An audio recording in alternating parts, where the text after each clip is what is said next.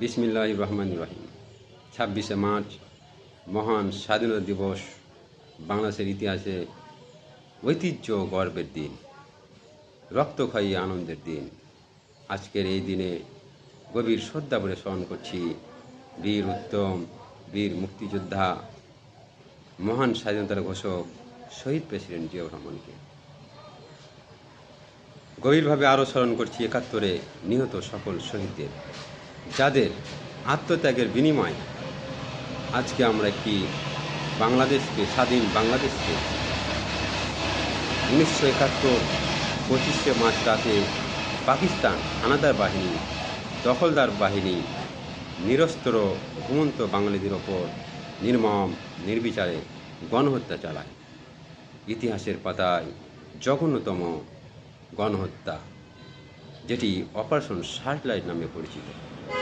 বিদ্রোহ ব্যর্থ হলে মৃত্যু নিশ্চিত জেনেও জীবনের মায়া তুচ্ছ করে বাংলার সাহসী বীর, বাংলার সূর্য সন্তান শহীদ প্রেসিডেন্ট জিয়াউর রহমান সামরিক বাহিনী থেকেও বিদ্রোহ ঘোষণা করেন এবং পরবর্তীতে চট্টগ্রাম কালুরঘাট বেতার কেন্দ্র থেকে স্বাধীনতার ঘোষণা দেন। I major Ziaur Rahman do hereby declare the independence of Bangladesh. আমি মেজর জিয়াউর রহমান বাংলাদেশের স্বাধীনতা ঘোষণা করছি। তার কণ্ঠে স্বাধীনতার ঘোষণা শুনে বাংলার এক প্রান্ত থেকে অপর প্রান্তের জনগণ মুক্তিযুদ্ধে ঝাঁপিয়ে পড়েছিল, যুদ্ধ করার অনুপ্রেরণা পেয়েছিল, উৎসাহ পেয়েছিল। তিনি স্বাধীনতার ঘোষণা দিয়েই থেমে থাকেন, রণাঙ্গনে সেক্টর কমান্ডার হিসাবে যুদ্ধ করেছেন। মুক্তিযুদ্ধের ইতিহাসে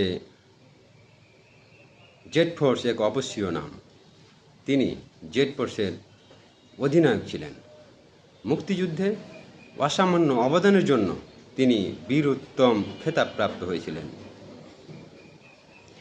দীর্ঘ ৯ মাস রক্তক্ষয়ী যুদ্ধের পর লাখ লাখ শহীদের রক্তের বিনিময়ে, আত্মত্যাগের বিনিময়ে আমরা পেয়েছি একটি স্বাধীন ভূখণ্ড, পেয়েছি লাল সবুজের পতাকা।